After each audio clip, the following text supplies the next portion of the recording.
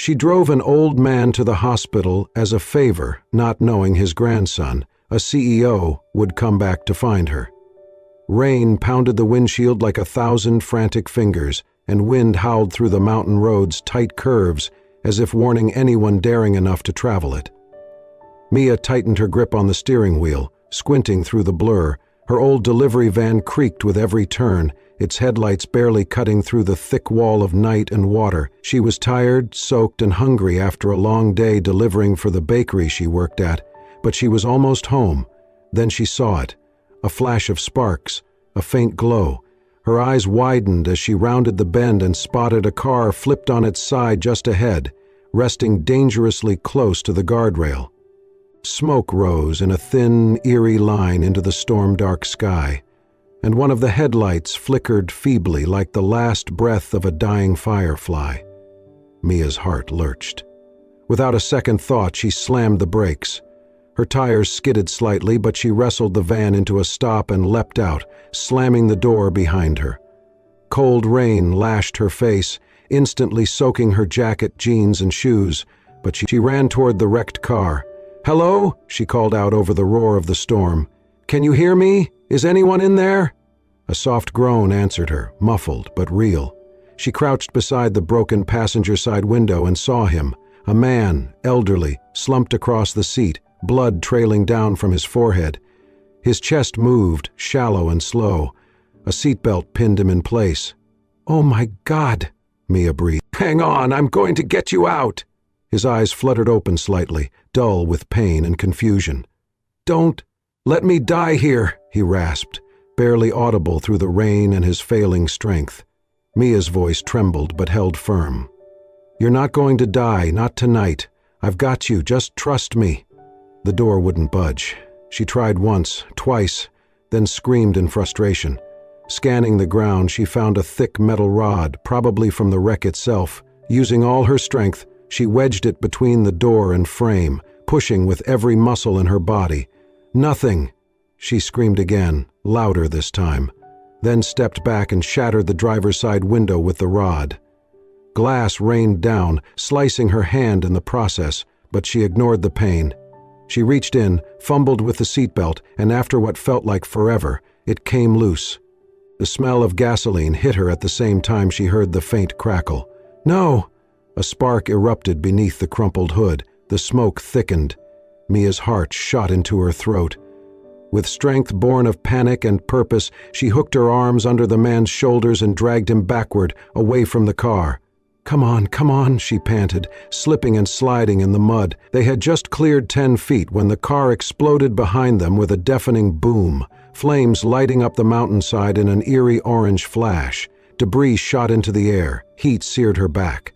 She shielded the man's body with her own. When the ringing in her ears faded, all she could hear was her own ragged breathing and his weak voice. You saved me." "You're not out of the woods yet," she said, chest heaving. "Stay with me, okay?" She ran back to her van, threw open the back, and grabbed the thick picnic blanket she used during breaks. She wrapped it tightly around him, pressing it against the bleeding wound on his head, then helped him into the passenger seat. Mia jumped in behind the wheel, turned the key and whispered, "Please, don't fail me now." The engine coughed, then roared to life. She drove. Down the mountain, through the sheets of rain, hands shaking on the wheel, she drove as fast as she dared. The man, Harold as he had whispered, drifted in and out of consciousness. She kept talking to him, every mile, every minute. "You're doing great, Harold. Just a little farther. Stay with me." The emergency room sign glowed through the storm like salvation. Mia swerved into the drop-off lane and leaned on the horn until staff rushed out. "Emergency trauma," she shouted. "Male, late 70s, head injury, possible internal bleeding. He was in a wreck." Medical staff surrounded the van, pulling Harold out and loading him onto a stretcher. Mia stepped back, soaked, filthy, bleeding, and trembling. A nurse turned to her. "Are you family?" "No," she said, "just someone who found him." "Name for the report?" She hesitated, then shook her head. "It doesn't matter, just save him." Without waiting for a response, she turned and walked back into the rain. Her van's door groaned shut behind her, and as she drove off, headlights swallowed her silhouette. She didn't look back. She never expected to see him again. She never expected anyone to come looking. Inside the emergency room, nurses rushed Harold through the double doors, calling out vitals. Doctors shouted orders. Mia stood at the edge, soaked and trembling, her clothes clinging to her skin, her bloodied hands shaking from cold and adrenaline. A nurse approached. "Ma'am, we'll need your name for the report." Mia shook her head. "I'm not family." "Even so, just save him," she said, softly but firmly. The nurse hesitated, then nodded. "We'll do everything we can." Mia gave a faint smile and turned away. She walked out quietly past the front desk, back into the rain. Her van waited, steaming in the night. She climbed inside and sat there, forehead resting on the wheel, breathing heavily. Her heart pounded, but a flicker of calm settled in her chest. She had done the right thing. The drive home was silent. Her hand throbbed from the cuts. The crash still burned behind her eyes. She'd clean the wounds later. Right now, she just wanted to disappear. Back at her apartment, the air was damp and cold. She changed into dry clothes, collapsed on her bed and stared at the ceiling. No one would ever know what she had done. No reporters would come. No one at the bakery would ask. She'd show up the next morning like always, quiet Mia, the delivery girl who worked hard, said little, and gave extra donuts to the homeless man on 3rd and Main. She didn't need recognition. She only needed to believe the man had lived. That night she dreamt of fire, of a voice pleading, "Don't let me die here." She woke before dawn, heart heavy, and went to work. By 6, she was at the bakery, sleeves rolled, bandaged hand hidden beneath a glove. No one asked. She said nothing. The world kept turning. That afternoon, she passed the curve where it all happened. The car was gone, the road clean. No smoke, no wreckage, just silence and leaves. Life returned to its rhythm, early mornings, quiet deliveries, long nights. But sometimes, Mia's mind drifted back to him, the man, his panic, his grip, the silent message in his eyes. She hoped he survived. She never returned to the hospital, never called. Some acts, she believed, were meant to live in silence. To Mia, kindness was never for applause. It was a choice, one she made, then walked away from. What she didn't know was that far away, in a high-rise office, someone had begun a search. A man determined to find the girl who disappeared into the storm, with courage in her hands and fire at her back. The first thing Harold Carter saw when he opened his eyes was the sterile white ceiling of a hospital room. The second was the soft blur of an IV line in his arm, and the third a nurse leaning over him, smiling with gentle relief. "You're awake, Mr. Carter," she said kindly. "You're very lucky." He blinked slowly, then struggled to sit up. Pain pulsed in his ribs and down his side. His head throbbed. The last thing he remembered was a blinding light, the smell of smoke, and her. The girl. "Where is she?" he rasped. The nurse looked puzzled. "Who?" "The girl. The one who pulled me out. She was here, young, brown hair. She saved me." The nurse's expression softened. "Sir, no one was with you when you arrived. You were dropped off in the emergency bay and left before we could get her name." Harold closed his eyes, but tears welled up behind the lids. She didn't wait for thanks. "She might have saved your life," the nurse added gently. "No," he murmured. "She saved more than that." 3 days later, Ryan Carter stepped off his private jet and into a cold gray morning.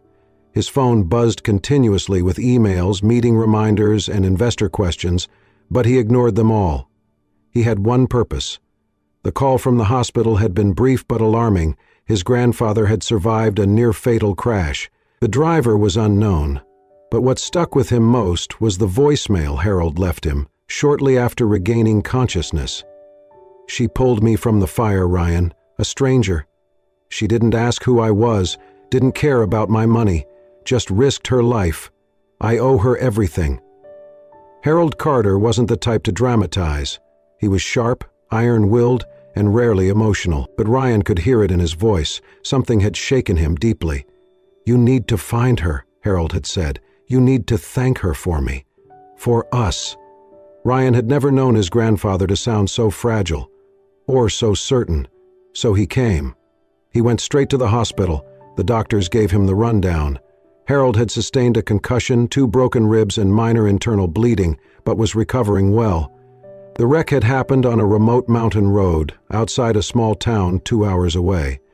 The emergency room staff had tried to trace the woman who brought him in, but she'd left without a name. "No security footage?" Ryan asked, frustrated. The receptionist shook her head. "She came during a rainstorm, late night. Our exterior cameras were damaged last month." "But she drove him here?" he pressed. "There has to be something."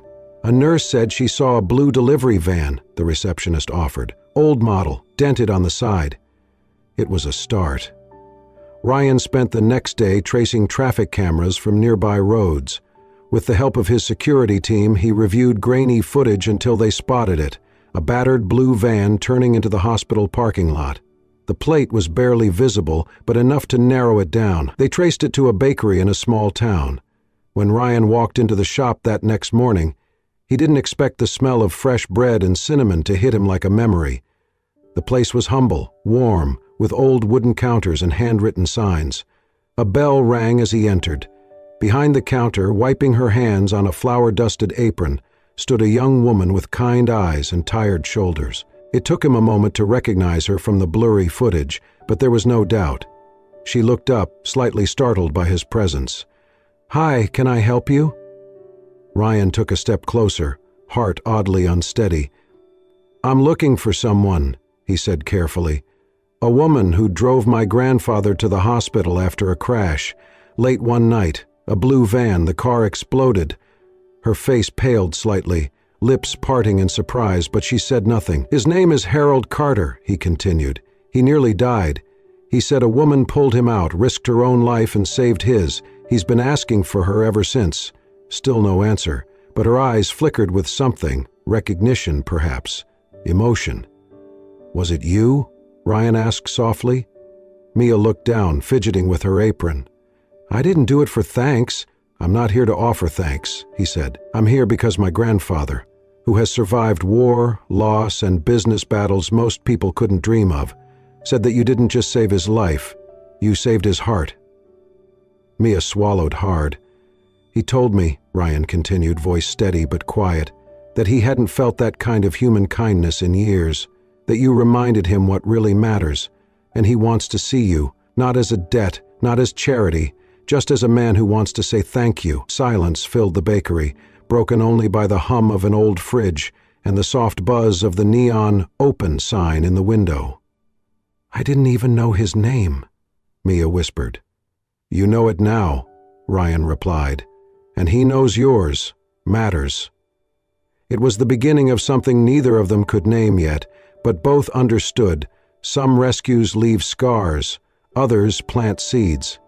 Ryan Carter was used to finding answers. In business, in negotiations, in corporate crises, he prided himself on precision and control. But this was different. He was chasing a ghost that his grandfather, the unshakable Harold Carter, had said changed his life, not through money, not through influence, but through an act so selfless, so human, that it had left an indelible mark. "She pulled me from a burning car, Ryan," Harold had said, voice still rasping from injury but layered with awe. "She didn't even ask my name. She just saved me and left." And now Ryan couldn't let that go. Not when he saw the way his grandfather looked at the window and thought, quiet and reflective, something rare and vulnerable flickering behind his eyes. So Ryan worked backward. First, he obtained footage from the hospital's nearby traffic cameras, grainy, outdated. Most of it was ruined by the storm, but one clip, just 2 seconds long, showed a blue van pulling into the emergency entrance. An older model, dented on the left side, no company name, no plate visible. He paused the video, zoomed in on the van's driver through the blurry windshield. A faint outline of a woman's face, young, determined, soaked from the rain. That was enough. He traced every bakery, flour shop, and courier service in the surrounding towns that used a similar vehicle. Most led nowhere. Some vans had been sold, others were still in use but registered to different routes. Finally, a lead came from a small bakery called Sweet Pine in a quiet town just an hour outside the city. "We have a blue van," the owner had told Ryan over the phone. "Belongs to one of our delivery girls. Why?" Ryan didn't answer. He just got in his car and drove. The bakery was small and humble, with ivy climbing up the sides and the smell of cinnamon and warm bread wafting through the air. Inside, wooden tables and soft music gave the place a cozy, worn charm. A bell chimed as he opened the door. Behind the counter stood a woman with her back turned, humming to herself as she wiped flour from her hands. Her braid hung down the back of her apron, and her sleeves were rolled up past her elbows. Something about her stance, the quiet grace in how she moved, struck him. "Mia," the shop owner called from the back room, "can you help the gentleman?" The woman turned, and there she was, not blurry anymore, not hidden behind smoke and storm. The face from the footage, the face Harold had described in his half-conscious murmurs. Her eyes met Ryan's as she stepped forward, cautious but polite. "Hi, welcome. What can I get for you?" He opened his mouth, but the question felt heavier than he expected. Do you drive the blue van outside?" he asked. She blinked, caught off guard. Yes, for deliveries. Why?" He hesitated again, then stepped closer, lowering his voice just enough that no one else could hear.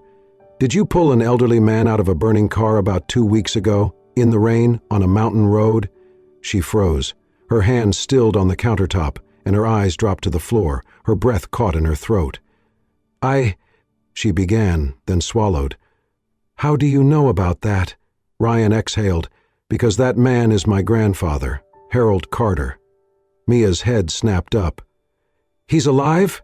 she asked, voice trembling. "Yes, because of you." She stared at him, a storm of emotions flashing behind her eyes. Relief, disbelief, fear, maybe even guilt. "I didn't think he'd make it," she whispered. "He was so hurt. I just did what I had to, and then you left." She looked away. "It wasn't about being seen." Ryan stepped even closer, lowering his voice. "He talks about you every day. He doesn't even know your name. Just calls you the girl who saved my soul." Mia gave a soft, startled laugh. "I think he might be overestimating me." "I think he knows exactly what he's saying," Ryan replied. "And after everything he's seen in his life, I've never heard him speak about someone like this." For a moment, neither of them said anything. Mia looked down at her flour-dusted hands, then back at Ryan. "I wasn't trying to be a hero. I just couldn't drive past and do nothing." Ryan nodded slowly. "And that's exactly why you are one." She looked at him for a long moment, studying him, as if unsure what to make of the man in front of her. He wasn't dressed in designer suits or followed by an entourage, just a man with sincerity in his voice and something raw in his eyes. "You really came all this way to find me?" "I had to," he said simply, "not because of who I am, but because of what you did."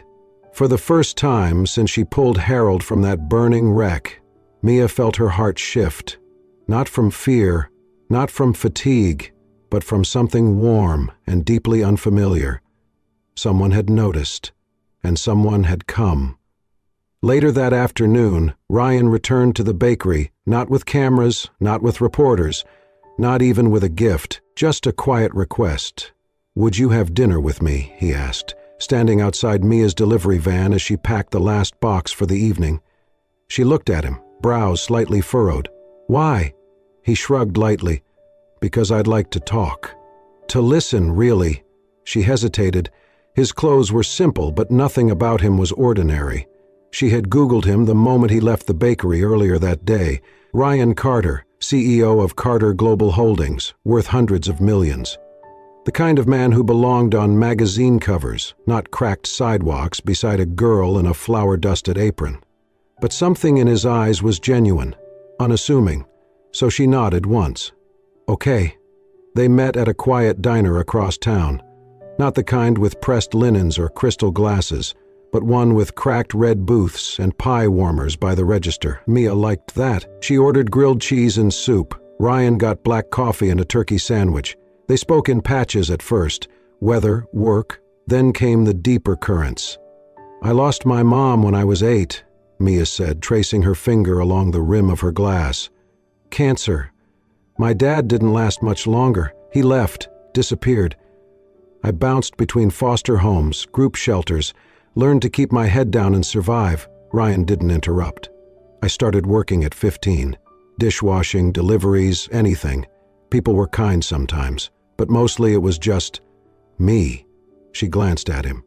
That night I found your grandfather. Honestly, I didn't think. I saw someone who needed help, and I couldn't leave him there.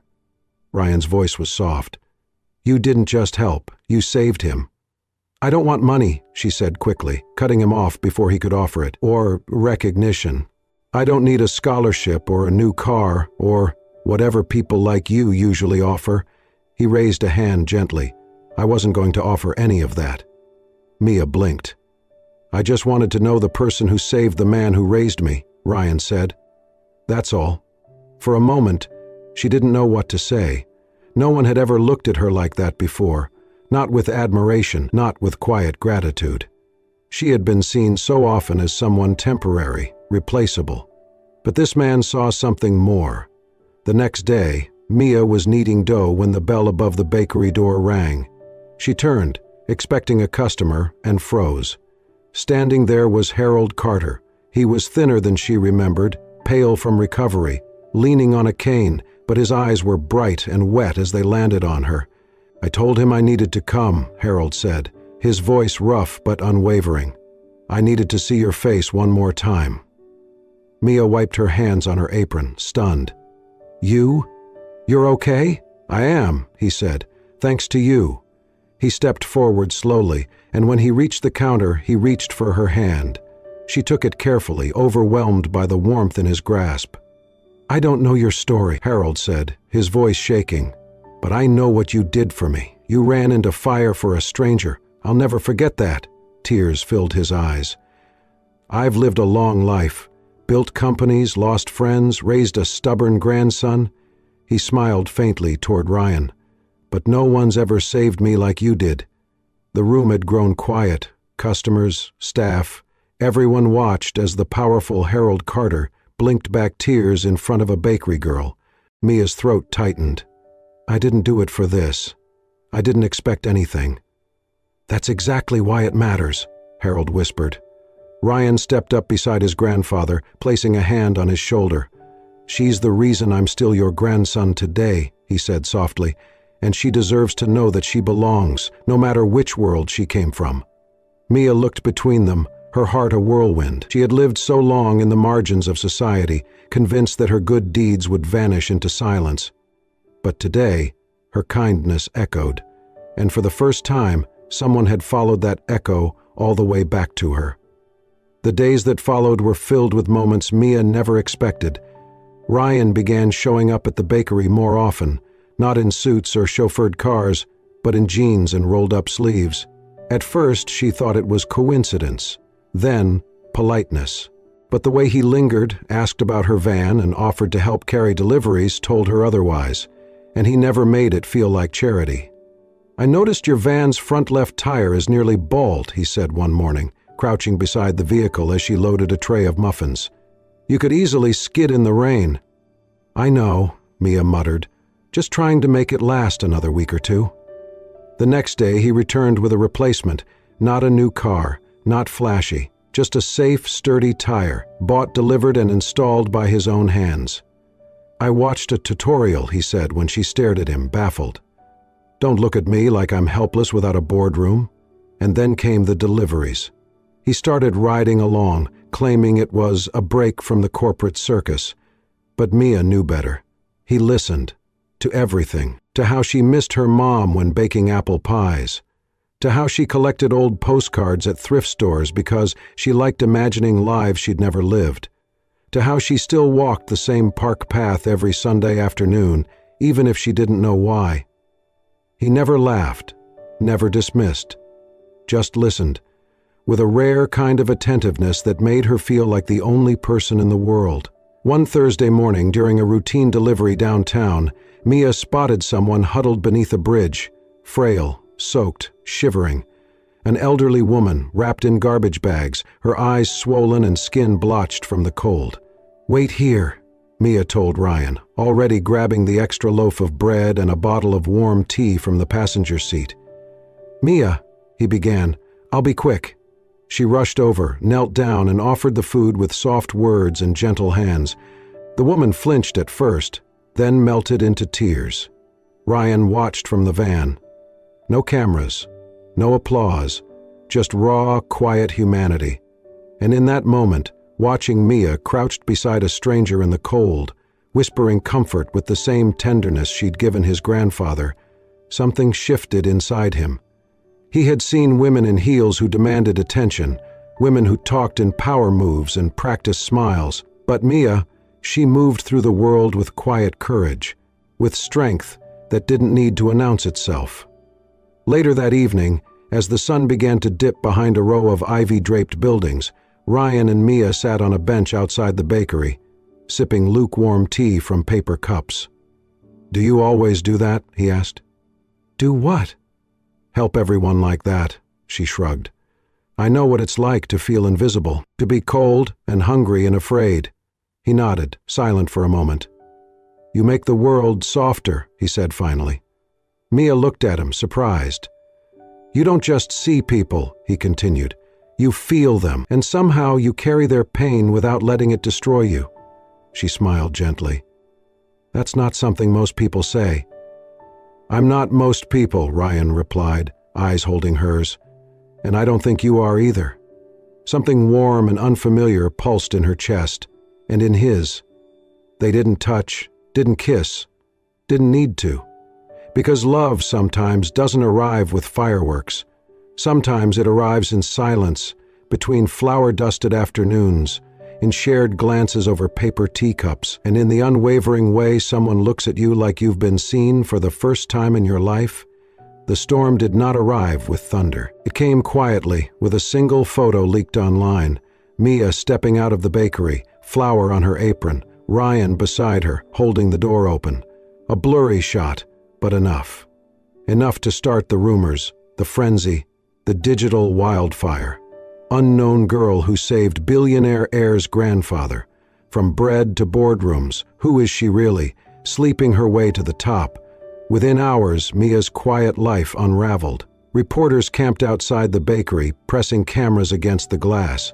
Paparazzi followed her van on delivery runs, yelling questions she had no answers for. Commenters online tore through her photos, digging into her past, her childhood in the foster system, her long-forgotten high school blog. The headlines turned colder, a tragic past or a convenient one. Innocent angel or calculated climber. She stopped going online, but the bakery staff couldn't help but show her the worst of it, thinking she needed to know. One article even accused her of fabricating the story, claiming Harold Carter had already called emergency services and she was simply the first on the scene. It crushed her. One night, after delivering a tray of scones, she sat in her van in a grocery store parking lot and cried until her chest ached. The kindness she had given freely, now used against her. The peace she had found shattered. She didn't answer Ryan's calls. She couldn't. Not because she blamed him, but because she couldn't stand the thought of being the reason his name was dragged through tabloids. She wasn't a Carter. She wasn't his kind. And so, she decided to leave. One suitcase, a one-way ticket to a town 3 states away, a note taped to the bakery fridge.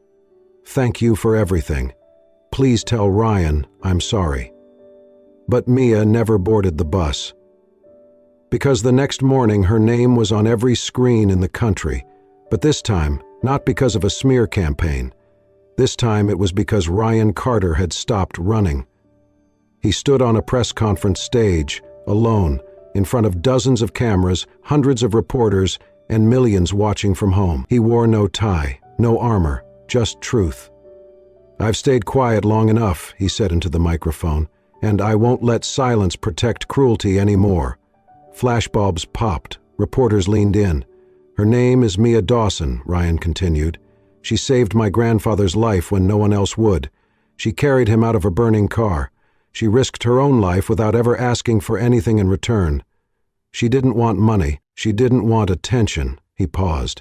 "And now, Because I happen to care about her, you're treating her like she's committed a crime." There was a collective hush. "I won't let that stand." Cameras clicked. The crowd waited. "She doesn't need to belong to my world," Ryan said, voice firm, eyes sharp. "Because I choose to live in hers." Gasps rippled through the room. "She's not an opportunist," he added. "She's the most selfless, compassionate, real person I've ever met, and I'm proud to love her." For a moment, the world froze. Then came the applause. Not from everyone, but enough to turn the tide. By nightfall, articles had changed tone. Headlines softened. "The billionaire and the baker. Love beyond headlines. Maybe we got her all wrong." And as Mia sat in a motel room miles outside town, her phone rang again. She picked it up with trembling hands. "Why did you do that?" she asked when Ryan's voice came through. "Because love is louder than lies," he said. And for the first time in days, she let herself believe. Maybe it was. The garden behind Harold Carter's countryside home was never meant to host a wedding. It had once been just a patch of green beyond a stone patio, lined with wild ivy and a few crooked rose bushes that bloomed when they pleased. But a year had passed since a girl with flower on her cheeks and fire in her soul walked into their lives. And now, under the soft canopy of twinkling lights and floating paper lanterns, it had become sacred ground. The chairs were mismatched, borrowed from neighbors. The altar was handmade by Harold himself, who insisted on doing it even if his knees protested. And the bride? She wore no designer gown, no veil worth thousands, but a flowing ivory dress she had found in a vintage shop, altered by hand, stitched, with the kind of care that only comes from remembering where you came from. Mia stood beneath the arch, her hair swept back with fresh jasmine woven in. Her hands trembled only slightly as she held the bouquet of wildflowers Ryan had picked himself that morning. He insisted, laughing, "The best flowers aren't delivered in trucks." Ryan stood opposite her, in a light gray suit, simple, timeless. His eyes never left her, and in them was that same awe he had carried the day she pulled his grandfather from a burning wreck. The guests were few, close friends, bakery staff, and a dozen strangers who had since become family through the work Mia and Ryan had built together. Near the front row sat a small girl, no more than 5, her legs swinging beneath her seat, a flower crown slipping over her curls. She clutched a teddy bear and looked up with wide eyes, the picture of wonder. Her name was Elsie. They found her nearly 8 months ago, abandoned, injured, and terrified after a car crash on a remote stretch of road. Mia had visited the hospital as part of her work with their newly launched Roadlight Foundation, an initiative they co-founded to support traffic accident victims in isolated communities. Mia had sat beside the little girl for hours, telling her stories, wiping her tears, and eventually singing her to sleep. The adoption was never planned, but love, Mia had learned, rarely was. Now, as the ceremony began, Elsie squirmed free from her chair and ran toward the altar. Ryan bent down just in time to catch her in his arms. "Daddy," she whispered, clutching his collar. "Are you marrying Mommy now?" He chuckled softly, kissing her forehead. "That's exactly what I'm doing." The crowd laughed gently as he passed her into Mia's arms. For a moment, bride and groom stood there, together, holding the child who had stitched the final thread in the tapestry of their unlikely, extraordinary love. The officiant cleared his throat gently. "Shall we begin?" Their vows were simple. Mia, voice steady despite the tears shimmering in her eyes, said, "You found me when I didn't even know I was worth being found. You saw beyond headlines, beyond fear. You saw me. And you never let me go." Ryan, his voice rough with emotion, replied, "You showed me the kind of strength that isn't built in boardrooms or taught in schools. You loved without needing anything in return, and now I want to spend the rest of my life earning that gift." They kissed as the guests stood, cheering, clapping, even crying.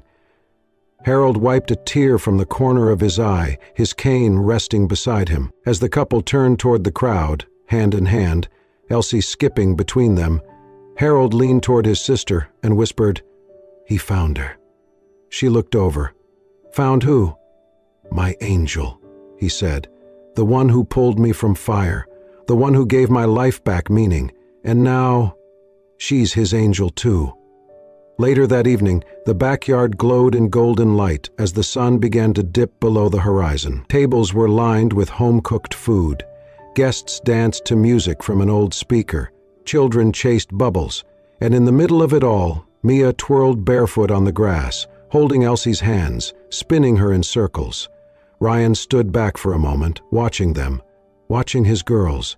He thought of how far they had come, from a fiery wreck on a wet mountain road to this evening, where laughter floated on the air like something holy. Mia caught his gaze and walked over, cheeks flushed, breathless from dancing. She placed her head against his chest and whispered, "I never thought this could be my life." He held her tighter. "That's because the world lied to you. It made you think you weren't meant for joy, but you were always worthy of this." From a distance, Harold smiled, raising his glass in their direction.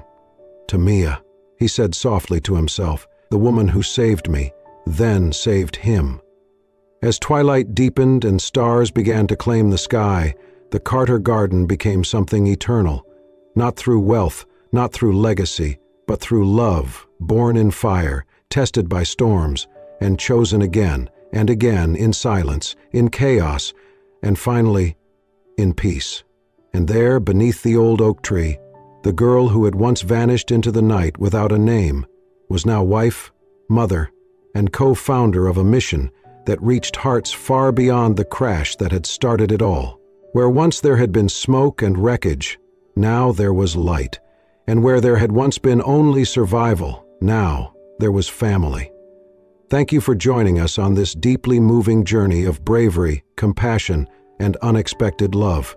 She drove an old man to the hospital as a favor, not knowing his grandson, a CEO, would come back to find her. Reminds us that the smallest acts of kindness can spark the greatest changes, not just in the lives we touch, but in our own hearts too. From the stormy roadside to a garden full of light, Mia showed us that heroism is often quiet, selfless, and rooted in love.